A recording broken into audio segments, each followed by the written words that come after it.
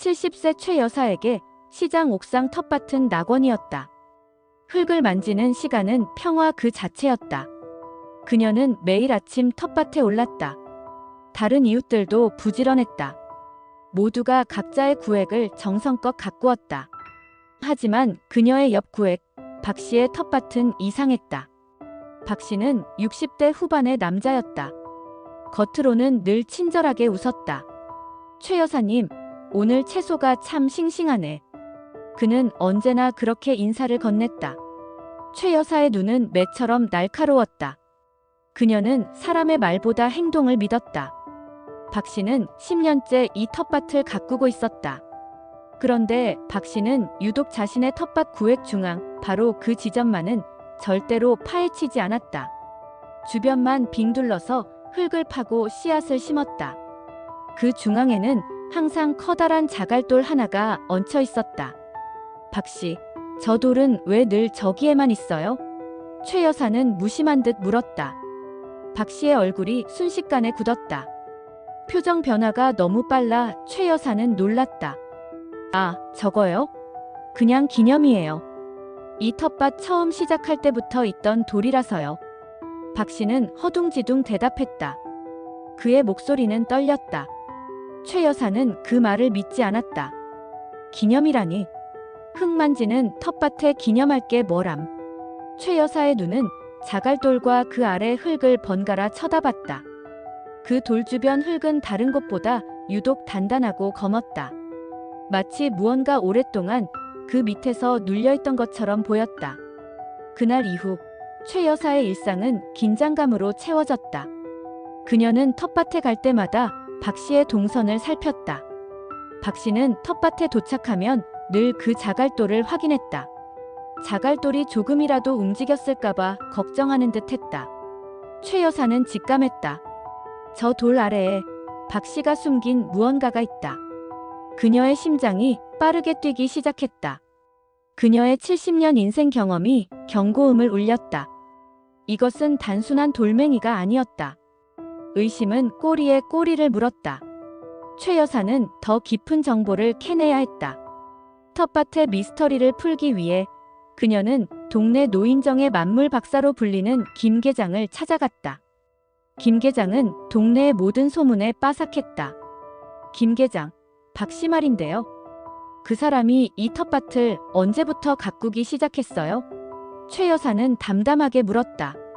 김 계장은 젓가락으로 두부를 집으며 잠시 생각에 잠겼다. 박 씨? 10년도 더 됐지. 그런데 말이야, 그 구에게 좀 이상한 사연이 있어. 최 여사의 귀가 번쩍 뜨였다. 그녀는 김 계장에게 시선을 고정했다. 김 계장은 목소리를 낮췄다. 원래는 이 씨라는 사람이 계약했었지. 돈도 미리 다 냈고 흙도 깨끗하게 갈았었어. 그런데 왜 박 씨가 가꾸게 된 거예요? 최 여사는 숨을 죽였다. 그게 말이야, 이 씨가 갑자기 사라졌지. 연락도 안 되고. 병이 났다고 소문이 돌았는데 텃밭 구획이 비어 있으니까 박 씨가 거액의 권리금을 주고 그걸 넘겨받았어. 김 계장은 혀를 찼다. 권리금이라니, 이상하지 않나? 텃밭에 무슨 권리금이? 최 여사의 머릿속에서 퍼즐 조각이 맞춰지기 시작했다. 사라진 이 씨, 거액의 권리금, 그리고 박 씨가 절대 파헤치지 않는 텃밭 중앙. 모든 것이 10년 전 그 사건과 연결되어 있었다. 박 씨가 이 씨에게서 텃밭을 넘겨받은 게 아닐 수도 있겠다. 최 여사는 생각했다. 이 씨가 사라지기 전에 중요한 무언가를 그 텃밭에 숨긴 것일 수도 있어. 그녀의 추리가 점점 대담해졌다. 박 씨는 단순히 텃밭을 가꾼 것이 아니었다. 그는 그곳을 지키고 있었던 것이다. 최 여사는 마음을 굳혔다. 텃밭 관리사무소로 발걸음을 옮겼다. 그녀는 10년 전 텃밭 구획 계약서를 열람했다. 계약서에는 박 씨가 이 씨에게 권리금 명목으로 거액을 지불했다는 특약이 명확히 적혀 있었다. 그리고 박 씨가 인계받은 구획은 정확히 이 씨의 구획과 일치했다. 만약 이 씨가 자발적으로 포기했다면 굳이 권리금을 받을 이유가 없었다. 무언가 강제적인 상황이 있었던 것이다. 그녀의 탐정 본능이 뜨겁게 타올랐다. 텃밭으로 돌아온 최 여사는 박 씨를 멀리서 관찰했다. 박 씨의 행동은 더욱 수상해져 있었다. 그는 텃밭에 올 때마다 물통 외에 커다란 흰색 통을 하나 더 들고 왔다. 최 여사는 그 통에 담긴 것이 무엇인지 곧 알 수 있었다. 락스 냄새였다. 박 씨는 물통에 락스를 희석했다. 그리고는 그 물을 유독 자갈돌 주변에 집중적으로 뿌렸다. 흙이 락스 물을 머금자 희미한 염소 냄새가 났다. 박 씨, 그건 뭐예요? 텃밭에 락스를 왜 뿌려요? 작물 다 죽어요. 최 여사가 다급하게 소리쳤다. 박 씨는 깜짝 놀라 몸을 굳혔다. 그의 얼굴에는 당황함과 분노가 뒤섞인 복잡한 표정이 스쳤다. 아, 최 여사님. 이게 벌레 잡는 데는 최고라니까요. 텃밭 소독도 좀 해야죠. 그는 어색하게 웃었지만 눈빛은 이미 최 여사를 향해 날카로운 경계심을 드러내고 있었다. 최 여사는 직감했다. 벌레 때문이 아니었다. 흙이 깨끗해져야 할 이유가 대체 무엇일까? 락스는 강한 냄새로 다른 냄새를 덮는다. 박 씨는 락스를 이용해 흙 속에 묻힌 진실의 냄새를 감추려 했던 것이다. 락스 냄새가 아니라 썩는 냄새를 감추고 있었던 걸까? 최 여사의 등골에 차가운 전율이 흘렀다. 이대로는 안 된다. 박 씨가 완전히 증거를 인멸하기 전에 내가 직접 파봐야 해. 그녀는 결심했다. 그날 밤, 텃밭은 그녀의 마지막 희망이었다. 밤이 되자 시장 옥상은 암흑에 잠겼다. 최 여사는 손전등과 작은 원예용 삽을 챙겼다. 그녀의 심장은 쿵쾅거렸다. 70평생에 이런 스릴을 느껴본 적은 없었다. 이것은 정의를 향한 그녀의 마지막 모험이었다. 그녀는 텃밭 구획 앞에 섰다. 박 씨의 구획이었다. 그녀는 조심스럽게 삽을 들었다. 손이 떨렸지만 정의를 향한 의지는 더 강했다. 새벽 2시 시장 옥상에는 찬 공기만이 감돌았다. 최 여사는 박 씨의 텃밭 구획 앞에 섰다. 그녀의 손전등은 빛을 최소화하기 위해 신발 쪽을 향하고 있었다. 그녀는 자갈돌을 조심스럽게 치웠다. 흙의 냄새, 락스의 잔향이 섞인 묘한 냄새가 코를 찔렀다. 이제야 흙을 만져보는군. 최 여사는 삽을 들었다. 삽날이 흙에 박히자 흙이 너무 단단하다는 느낌이 손으로 전해졌다. 10년 동안 한 번도 파헤쳐지지 않은 그 아래에 무언가 단단한 것이 눌러놓았던 흙이었다. 최 여사는 조심스럽게 흙을 파헤쳤다. 5분쯤 지났을까? 삽날이 흙 속의 무언가에 텅하는 금속성 소리를 내며 부딪혔다. 예상치 못한 소리에 최 여사는 비명을 지를 뻔했다. 그녀의 심장이 목구멍까지 솟구쳤다. 금속이었다. 그녀의 추리가 맞았다. 최 여사는 떨리는 손으로 흙을 걷어냈다. 손끝에 차가운 금속의 감촉이 느껴졌다. 마침내 흙 속에 묻혀있던 녹슨 양철 상자가 모습을 드러냈다. 상자 위에는 검은 흙이 두껍게 들러붙어 있었다. 최 여사는 상자를 끌어안듯 조심스럽게 들어올렸다. 묵직했다. 안에 무언가가 가득 차 있었다. 박 씨가 이 상자를 지키기 위해 10년 동안 그 친절한 가면을 쓰고 살았구나. 최 여사는 소름이 돋았다. 그녀의 호흡은 가빠졌고 공포와 흥분이 뒤섞인 복잡한 감정이 그녀를 휩쓸었다. 그녀는 상자를 안고 텃밭을 빠져나왔다. 주변을 살피는 그녀의 눈은 사냥꾼처럼 날카로웠다. 상자를 들고 자신의 집으로 돌아오는 길, 그녀의 발걸음은 매우 조심스럽고 불안했지만 동시에 정의를 향한 뜨거운 확신으로 가득 차 있었다. 집에 돌아온 최 여사는 떨리는 손으로 양철 상자를 거실 바닥에 내려놓았다. 상자는 녹이 슬어 뚜껑이 잘 열리지 않았다. 그녀는 부엌에서 망치를 가져왔다. 쾅, 쾅. 망치 소리가 조용한 집안에 울렸다. 마침내 뚜껑이 열렸다. 상자 안에서는 흙 냄새 사이로 오래된 종이 냄새가 강하게 풍겨 나왔다. 최 여사는 긴장한 채 상자 속 내용물을 확인했다. 맨 위에는 낡고 누렇게 변색된 봉투가 놓여 있었다. 봉투를 열자 최 여사는 눈을 크게 떴다. 봉투 안에는 현 시가 수백억에 달하는 시장 부지 전체의 소유권이 명시된 100년 전 원본 문서가 들어 있었다. 그리고 그 문서 옆에는 종이 한 장이 더 있었다. 사라진 이 씨가 남긴 마지막 유서였다. 이 씨의 유서 내용. 박 씨에게 속아 계약금을 뜯기고 협박에 시달렸습니다. 내 목숨은 내놓겠지만 조상 대대로 물려받은 이 땅은 빼앗길 수 없습니다. 저는 이 문서를 가장 안전한 곳, 제 손으로 흙을 만졌던 이 텃밭에 묻습니다. 언젠가 누군가 저의 억울함을 알아주기를 바랍니다. 최 여사는 유서를 읽는 내내 손이 떨렸다. 10년 전 사라진 이 씨의 억울함이 그대로 전해져 오는 듯했다.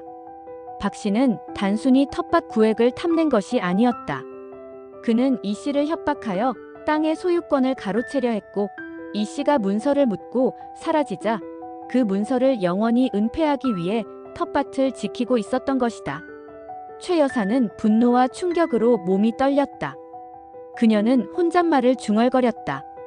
이런 파렴치한 10년 동안 이웃을 속이고 그 위에 채소를 키우다니.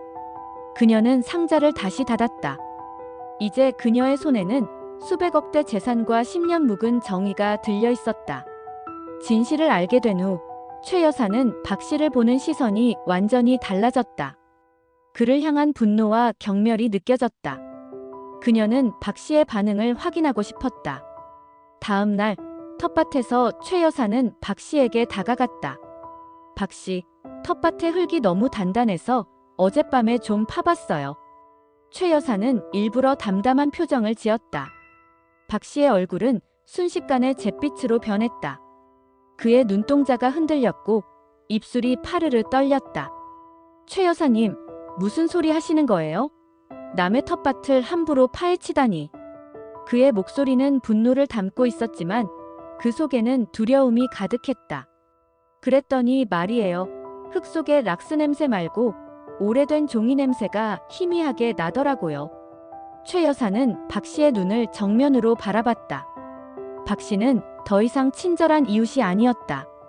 그는 최 여사에게 한 발짝 다가섰다. 그의 얼굴에는 노골적인 협박이 드러났다. 박 씨의 거친 목소리. 최 여사님, 늙으면 조심해야 합니다.